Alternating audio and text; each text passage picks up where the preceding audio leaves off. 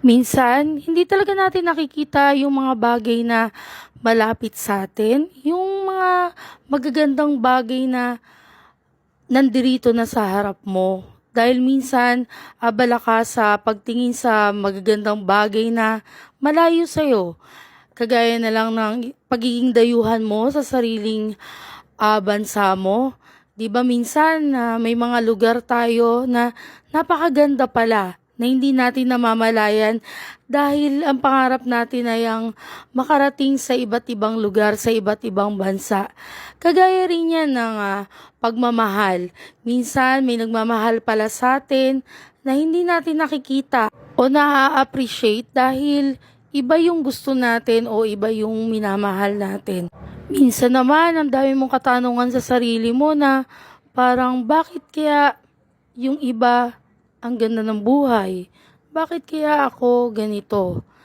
Minsan kasi, sa pagiging abala natin sa pagtingin sa buhay ng ibang tao, hindi natin na-appreciate na may mga sarili tayong biyaya o masigit pa yung sa atin. Kaya dapat, para maging masaya tayo, matuto tayong i-appreciate yung mga bagay na meron tayo. Sabi nga, 'di ba, happiness is a choice. Kung ma-appreciate mo yung mga bagay na meron ka, ay sasaya ka.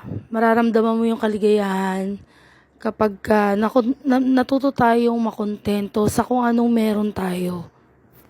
Piliin natin maging masaya sa paraan na alam natin. Ako bilang isang ina, kaligayahan ko na maiparanas at maiparamdam sa mga anak ko ang mga bagay na hindi ko naramdaman or hindi ko naranasan nung bata pa ako. Yung sama-sama mo lahat ng anak mo, masaya, ligtas, walang sakit, ay malaking kaligayahan na yun para sa isang inang katulad ko. Yung magabayan mo sila araw-araw at masubaybayan mo ang kanilang paglaki. Yung maituro mo sa kanila kung ano ang tama at mali. Yung masamahan mo silang maabot ang kanilang mga pangarap. Yun ang mga bagay na makapagpapasaya sa isang inang katulad ko na walang katumbas ng kahit anumang material na bagay dito sa mundo. Sa ganitong paraan, may paparamdam mo na buong buo ang pagmamahal mo.